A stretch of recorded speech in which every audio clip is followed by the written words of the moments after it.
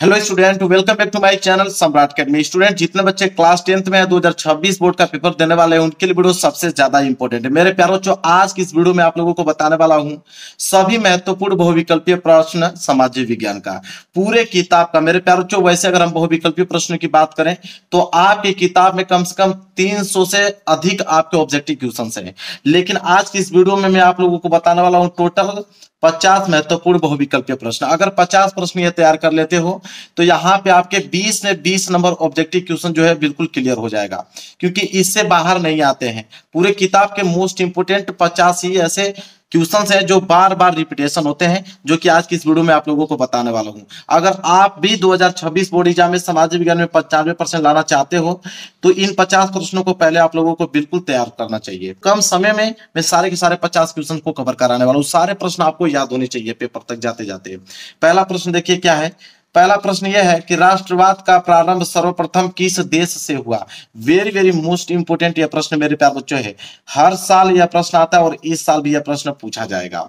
तो आपको मालूम होना चाहिए कि राष्ट्रवाद का प्रारंभ जो है सर्वप्रथम किस देश से हुआ। चार ऑप्शन आपके पास हैं, तो किस देश से हुआ मेरे प्यारे बच्चों, तो फ्रांस देश से हुआ। सी वाला ऑप्शन जो है बिल्कुल राइट आंसर हो जाएगा। तो यह प्रश्न बहुत ही ज्यादा इंपॉर्टेंट है, इसको आप लोगों को याद कर लेना है। इसके बाद अगर हम आगे बढ़े, क्वेश्चन नंबर दूसरे है। क्वेश्चन नंबर दूसरा यह है मेरे प्यारे बच्चों कि फ्रांस की क्रांति हुई, मतलब फ्रांस की क्रांति किस सन में हुआ था। ठीक है, चार ऑप्शन आपके पास हैं। अगर आपको आंसर मालूम है तो मुझसे पहले ही कमेंट करके आप बता दीजिए कि फ्रांस की क्रांति कब हुआ था, किस सन में हुआ था। तो 1789 ईस्वी में हुआ था। बी वाला ऑप्शन जो है बिल्कुल राइट आंसर हो जाएगा। क्वेश्चन नंबर दूसरे का बी वाला जो है बिल्कुल राइट आंसर है। इसके बाद आगे बढ़ते हैं क्वेश्चन नंबर तीसरे की तरफ। मेरे प्यारों, जो देखिए क्वेश्चन नंबर तीसरा क्या है। क्वेश्चन नंबर तीसरा very very most important question है कि भारत छोड़ो आंदोलन किसने प्रारंभ किया था। वेरी वेरी मोस्ट इंपोर्टेंट प्रश्न है मेरे प्यारे बच्चों कि भारत छोड़ो आंदोलन किसने प्रारंभ किया। चार ऑप्शन आपके पास हैं। यह प्रश्न इतने ज्यादा इंपोर्टेंट है, अगर आप आज की इस वीडियो से 50 प्रश्न अगर आप तैयार कर लेते हो तो 20 में 20 ऑब्जेक्टिव क्वेश्चन का जवाब आप बिल्कुल दे सकते हो। तो भारत छोड़ो आंदोलन किसने प्रारंभ किया था मेरे प्यारे बच्चों, इसका राइट आंसर हो जाएगा महात्मा गांधी। कौन? महात्मा गांधी। डी वाला ऑप्शन जो है बिल्कुल राइट आंसर हो जाएगा। आगे बढ़ते हैं क्वेश्चन नंबर चौथे की तरफ। देखिए क्वेश्चन नंबर 4 क्या है। क्वेश्चन नंबर 4 मेरे प्यारे बच्चों कि चौरी चौरा कांड किस वर्ष घटित हुआ। वेरी वेरी मोस्ट इंपोर्टेंट ये भी प्रश्न है, जल्दी से आप इसका आंसर बताइए कि चौरी चौरा कांड किस वर्ष घटित हुआ। तो इसका सही आंसर हो जाएगा मेरे पास, मैं ट्रिक भी बता देता हूं। देखिए चौरी चौरा, ठीक है, तो चौरी चौरा यही चीज बार बार रिपीटेशन हो रहा है, इसका मतलब लास्ट में दो आएगा, दो आएगा, क्योंकि ये भी वही अंक है, ये भी वही अंक है। तो इस तरह आप ट्रिक बना के याद कर सकते हो। ठीक है, तो सी वाला ऑप्शन जो है बिल्कुल राइट आंसर हो जाएगा। तो चौरी चौरा कांड किस वर्ष घटित हुआ, तो 1922 ईस्वी में। इस तरह आप जितना हो सके ट्रिक बना के अपने दिमाग में फिट कर लीजिए, क्योंकि ये प्रश्न आपके एग्जाम में आएंगे तो आएंगे। चलिए अगले प्रश्न की तरफ बढ़ते हैं, क्वेश्चन नंबर 5वें की तरफ। देखिए मेरे प्यारे बच्चों क्वेश्चन नंबर 5वां क्या है। क्वेश्चन नंबर 5वां यहाँ पे है कि हिंद स्वराज पुस्तक के लेखक हैं। हिंद स्वराज पुस्तक के लेखक कौन है मेरे प्यारे बच्चों। ये भी प्रश्न इतना ज्यादा इंपॉर्टेंट है कि हर साल आता है यह प्रश्न। तो हिंद स्वराज पुस्तक के लेखक कौन है, तो महात्मा गांधी। सी वाला ऑप्शन जो है बिल्कुल राइट आंसर हो जाएगा। हिंद स्वराज पुस्तक के लेखक महात्मा गांधी। आगे बढ़ते हैं क्वेश्चन नंबर 6 की तरफ। देखिए क्वेश्चन नंबर 6 क्या है कि करो या मरो का नारा किसका था। करो या मरो का नारा किसने दिया था मेरे प्यारे बच्चों। यह भी प्रश्न बहुत ज्यादा इंपॉर्टेंट है, तो इनका भी राइट आंसर हो जाएगा डी वाला, महात्मा गांधी। करो या मरो का नारा किसने दिया, महात्मा गांधी ने दिया था। आगे बढ़ते हैं अगले प्रश्न की तरफ, प्रश्न नंबर 7। देखिए प्रश्न नंबर 7 क्या है कि महात्मा गांधी दक्षिण अफ्रीका से वापस कब लौटे। यह प्रश्न वेरी वेरी मोस्ट इंपोर्टेंट है, डबल स्टार बना लीजिए। ठीक है, महात्मा गांधी दक्षिण अफ्रीका से वापस कब लौटे मेरे प्यारे, किस सन में लौटे, तो सन 1915 ईस्वी में। बी वाला ऑप्शन जो है बिल्कुल राइट आंसर हो जाएगा। आगे बढ़ते हैं अगले प्रश्न की तरफ। देखिए अगला प्रश्न है प्रश्न नंबर 8वां। प्रश्न नंबर 8वां क्या है मेरे प्यारे बच्चों, देखिए उसको कह रहा है कि वंदे मातरम गीत किसके द्वारा लिखा गया था। वेरी वेरी मोस्ट इंपोर्टेंट प्रश्न है कि वंदे मातरम गीत जो है किसके द्वारा लिखा गया था। बहुत ही ज्यादा इंपोर्टेंट प्रश्न है, तो इसका राइट आंसर हो जाएगा बंकिम चंद्र चट्टोपाध्याय द्वारा। ठीक है, बंकिम चंद्र चट्टोपाध्याय द्वारा। ए वाला ऑप्शन जो है बिल्कुल राइट आंसर हो जाएगा। वंदे मातरम गीत किसके द्वारा लिखा गया, बंकिम चंद्र चट्टोपाध्याय द्वारा। आगे बढ़ते हैं अगले प्रश्न की तरफ, प्रश्न नंबर 9। देखिए प्रश्न नंबर 9 क्या है कि 13 अप्रैल 1919 किस घटना से संबंधित है? तो 13 अप्रैल सन 1919 किस घटना से संबंधित है मेरे प्यारे बच्चों? जल्दी से कमेंट बॉक्स में इसका आंसर बताइए। 4 ऑप्शन आपके पास दिखाई दे रहे हैं। तो जलियांवाला बाग हत्याकांड, वेरी वेरी मोस्ट इंपोर्टेंट यह प्रश्न सबको याद होना चाहिए कि 13 अप्रैल 1919 किस घटना से संबंधित है? तो जलियांवाला बाग हत्याकांड से। चलिए आगे बढ़ते हैं क्वेश्चन नंबर 10वें की तरफ। देखिए मेरे प्यारे बच्चों, अगला प्रश्न है क्वेश्चन नंबर 10वां। क्वेश्चन नंबर 10वां है कि महामंदी का प्रारंभ किस वर्ष हुआ? तो महामंदी का प्रारंभ किस वर्ष हुआ मेरे प्यारे बच्चों? सन 1929। सी वाला ऑप्शन जो है बिल्कुल राइट आंसर हो जाएगा, सन 1929। आगे बढ़ते हैं, अगला प्रश्न देखिए, प्रश्न नंबर 11 क्या है? संयुक्त राष्ट्र संघ का मुख्यालय कहां पर स्थित है? वेरी वेरी मोस्ट इंपोर्टेंट ये भी प्रश्न है। संयुक्त राष्ट्र संघ का मुख्यालय जो है कहां पर स्थित है? तो वह है आपका न्यूयॉर्क में। सी वाला ऑप्शन जो है वेरी वेरी मोस्ट इंपोर्टेंट एक क्वेश्चन है, सी वाला जो है इसका राइट आंसर हो जाएगा। संयुक्त राष्ट्र संघ का मुख्यालय कहां पर स्थित है? न्यूयॉर्क में।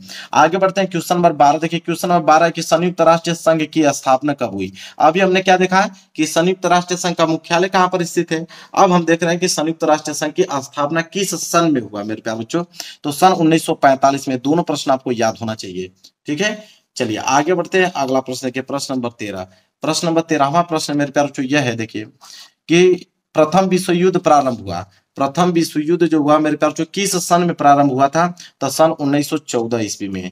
यहाँ पे ए वाला ऑप्शन जो है बिल्कुल राइट आंसर हो जाएगा। आगे बढ़ेंगे, अगला प्रश्न देखिए, प्रश्न नंबर यहाँ पे 14 है कि भूमि एक डॉट डॉट डॉट संसाधन है। मतलब बताना है कि इसमें क्या भरा जाएगा, मतलब भूमि एक कैसा संसाधन है। तो भूमि जो है मेरे प्यारे बच्चों एक प्राकृतिक संसाधन है, इसलिए ए वाला जो है बिल्कुल राइट आंसर हो जाएगा। आगे बढ़ते हैं, अगला प्रश्न के प्रश्न नंबर 15 कह रहा है कि निम्नलिखित में से मिट्टी का प्रकार नहीं है। मतलब 4 ऑप्शन दिया गया है, इसमें बताना है कि कौन मिट्टी का प्रकार नहीं है। तो मिट्टी का प्रकार अगर हम बात करें तो सीमेंट जो है मिट्टी का प्रकार नहीं है।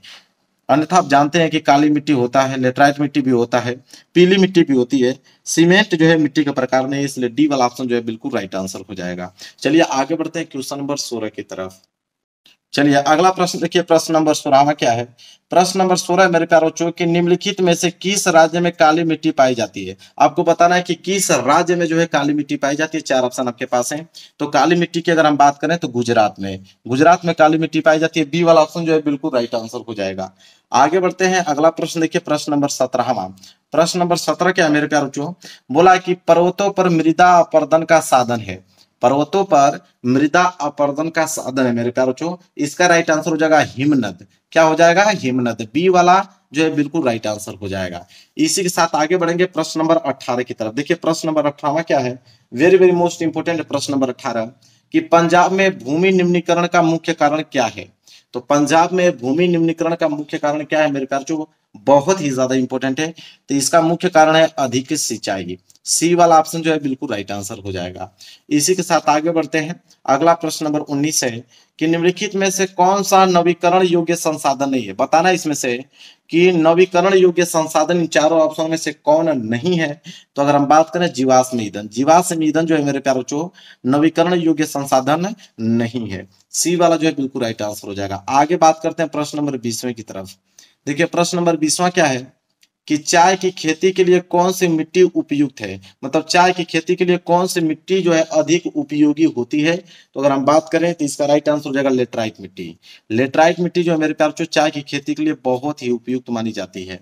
आगे बात करते हैं, अगला प्रश्न देखिए, प्रश्न नंबर 21। प्रश्न नंबर 21 है कि निम्नलिखित में से किस राज्य में सीढ़ीदार खेती की जाती है? किस राज्य में सीढ़ीदार खेती की जाती है मेरे प्यारे बच्चों? ठीक है, सीढ़ी बनाकर वहां पे खेती की जाती है मेरे प्यारे बच्चों, वह आप लोगों का उत्तराखंड। क्या है? उत्तराखंड। डी वाला जो है बिल्कुल राइट आंसर हो जाएगा। आगे बात करते हैं अगले प्रश्न की तरफ, प्रश्न नंबर 22।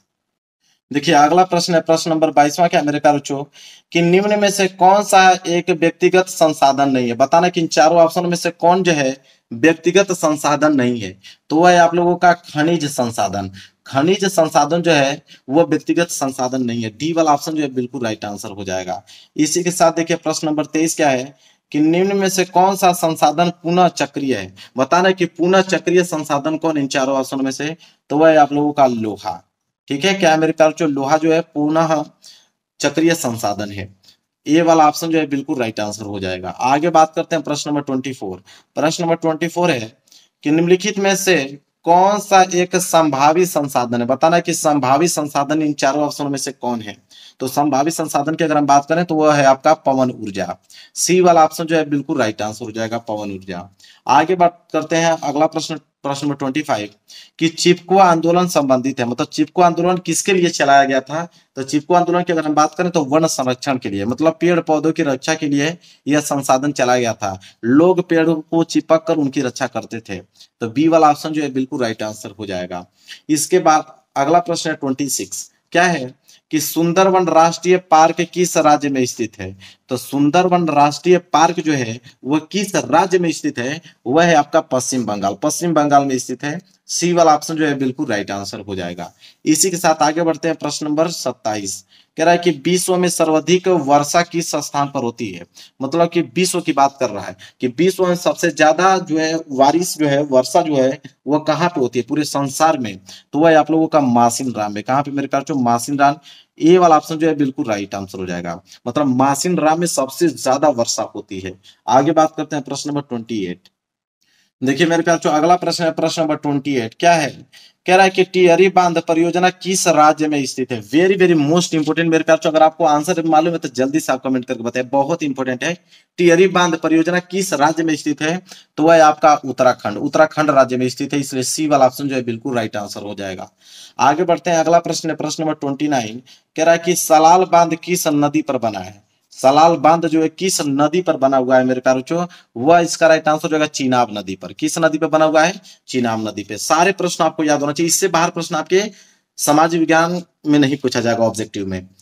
इसके बाद अगला प्रश्न है 30वां कि इनमें से कौन सी रबी फसल है? रबी की फसल इन चारों ऑप्शनों में से कौन है मेरे प्यार? तो बिल्कुल आसान है, तो आप कहोगे चना। चना में भी कौन सा? काला चना।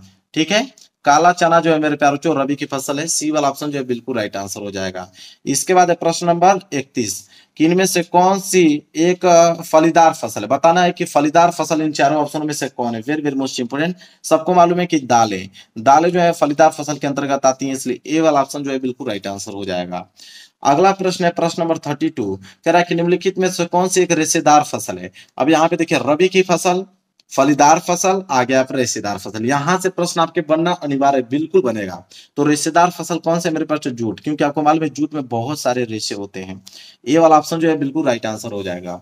आगे है अगला प्रश्न 33 मेरे प्यारे बच्चों कि निम्न में से कौन सी रोपड़ फसल है? रोपड़ की फसल इन चारों ऑप्शन में से कौन है? सबको मालूम है गन्ना। गन्ना जो है रोपड़ फसल के अंतर्गत आता है। सी वाला ऑप्शन जो है बिल्कुल राइट आंसर हो जाएगा। चलिए अगले प्रश्न की तरफ बढ़ते हैं, प्रश्न नंबर 34।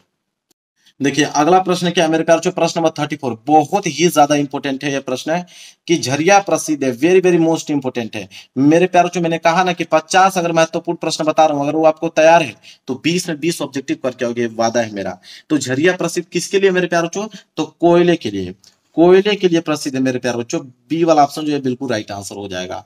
अगला प्रश्न है 35, निम्नलिखित में से कौन सा परंपरागत ऊर्जा स्रोत है? मतलब परंपरागत ऊर्जा का स्रोत इन चारों ऑप्शनों में से कौन है मेरे प्यार? ये प्रश्न पूछा है। तो परंपरागत ऊर्जा का स्रोत कौन है? वह है आपका सौर ऊर्जा। कौन? सौर ऊर्जा। सी वाला ऑप्शन जो है बिल्कुल राइट आंसर हो जाएगा।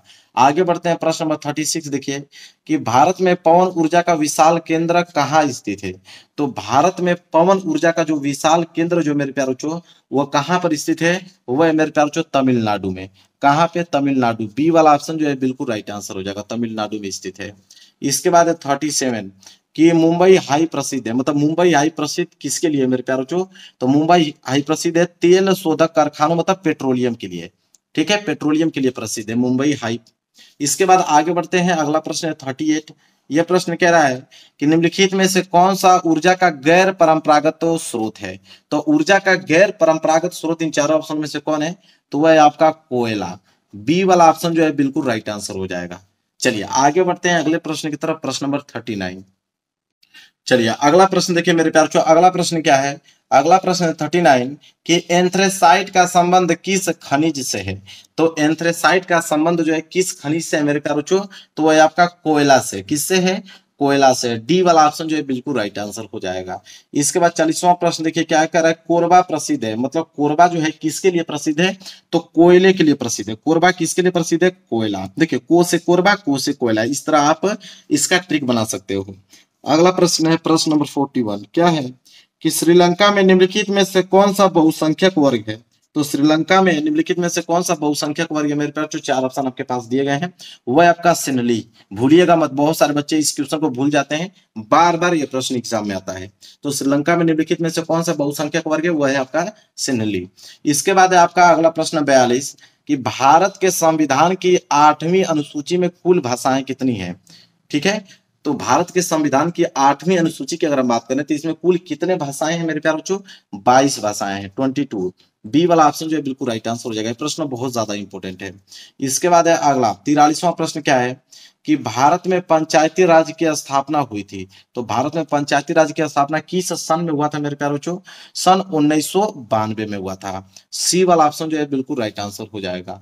अगला प्रश्न देखते हैं। अगला प्रश्न है 44 कि भारत में कुल कितने संघीय राज्य हैं? यह भी प्रश्न बहुत ज्यादा इंपॉर्टेंट है, सारे बच्चों को मालूम भी होगा कि भारत में कुल कितने संघीय राज्य हैं। तो आप कहोगे 28। कितने हैं? 28 हैं। बी वाला जो है बिल्कुल राइट आंसर हो जाएगा। चलिए अगले प्रश्न की तरफ बढ़ते हैं, प्रश्न नंबर 45। चलिए अगला प्रश्न देखिए मेरे प्यार, 45वां प्रश्न क्या है कि भारत में केंद्र शासित राज्यों की संख्या कितनी? यह भी प्रश्न बहुत ज्यादा इंपॉर्टेंट है। तो भारत में केंद्र शासित राज्यों की कितनी संख्या है? तो वह है आपके 8। कितने हैं? 8। डी वाला ऑप्शन जो है बिल्कुल राइट आंसर हो जाएगा। इसके बाद है अगला प्रश्न 46 कि यदि हम लैंगिक भेदभाव की बात करते हैं तो उसका अर्थ होता है। कहने का मतलब कि यदि हम लैंगिक भेदभाव की बात करें तो उसका अर्थ क्या होता है? उसका अर्थ यह होता है कि समाज में स्त्री और पुरुष की असमान भूमिका। ए वाला ऑप्शन जो है बिल्कुल राइट आंसर हो जाएगा। आगे बढ़ते हैं। अगला प्रश्न है प्रश्न नंबर 47 कि भारतीय राष्ट्रीय कांग्रेस की स्थापना किस वर्ष में हुई? तो भारतीय राष्ट्रीय कांग्रेस की स्थापना किस सन में हुआ मेरे प्यारे बच्चों? बहुत ज्यादा इंपॉर्टेंट है, सन 1885 में। ए वाला ऑप्शन जो है बिल्कुल राइट आंसर हो जाएगा। अगले क्वेश्चन की तरफ बढ़ते हैं। देखिए अगला क्वेश्चन क्या है 48 कह रहा है कि भारत में मताधिकार की आयु क्या है? मतलब आप कितने वर्ष के रहेंगे भारत में तो आप वोट दे सकते हैं, मत दे सकते हैं। तो इसका सही जवाब होगा 18 वर्ष। अगर आपका एज 18 वर्ष हो गया है तो आप बिल्कुल मत दे सकते हैं। इसके बाद अगला है 49 कि लोकतांत्रिक शासन व्यवस्था अन्य व्यवस्थाओं से अच्छी है क्योंकि यह। तो मेरे प्यार बच्चों देखिए, लोकतांत्रिक शासन व्यवस्था जो है अन्य व्यवस्थाओं से अच्छी है, इसलिए होती है क्योंकि सभी नागरिकों में समानता को बढ़ावा देती है। यह बिल्कुल सही है। इसके बाद व्यक्ति की गरिमा को भी बढ़ावा देता है, यह भी सही है। तो इसका सही आंसर क्या होगा? सी वाला ऑप्शन। मतलब ए और बी दोनों सही है, इसलिए सी वाला जो है बिल्कुल राइट आंसर हो जाएगा। चलिए लास्ट प्रश्न की तरफ बढ़ते हैं, प्रश्न नंबर 50। देखिए लास्ट प्रश्न है 50वां प्रश्न कि निम्नलिखित में से किस एक देश को छोड़कर हर जगह तानाशाही पर लोकतंत्र को प्राथमिकता दी जाती है? तो मेरे प्यारे बच्चों कह रहा है कि किस देश को छोड़कर हर जगह तानाशाही पर लोकतंत्र को प्राथमिकता दी जाती है? तो किस देश को छोड़कर? वो देश है आपका पाकिस्तान। बी वाला ऑप्शन जो है बिल्कुल राइट आंसर हो जाएगा। अब मेरे प्यारे बच्चों आज की इस वीडियो में मैंने आप लोगों को 50 मोस्ट इंपोर्टेंट ऑब्जेक्टिव क्वेश्चन बताया। अब इसको किसी कीमत पे आप लोग तैयार कर लीजिए। आप लोगों का 20 में 20 ऑब्जेक्टिव क्वेश्चन जो है बिल्कुल आज से ही आप लोगों का क्लियर हो जाएगा, क्योंकि पूरे किताब का मैं 50 ही आप लोगों को मोस्ट इंपोर्टेंट क्वेश्चन बता रहा हूँ। ठीक है, इससे बाहर आपके एग्जाम में नहीं पूछा जाएगा। तो इसलिए कह रहा हूं कि वीडियो को लाइक कर दीजिए। चैनल पर नए होंगे तो चैनल को जरूर सब्सक्राइब करना। चलिए मिलेंगे नेक्स्ट वीडियो में, तब तक के लिए धन्यवाद।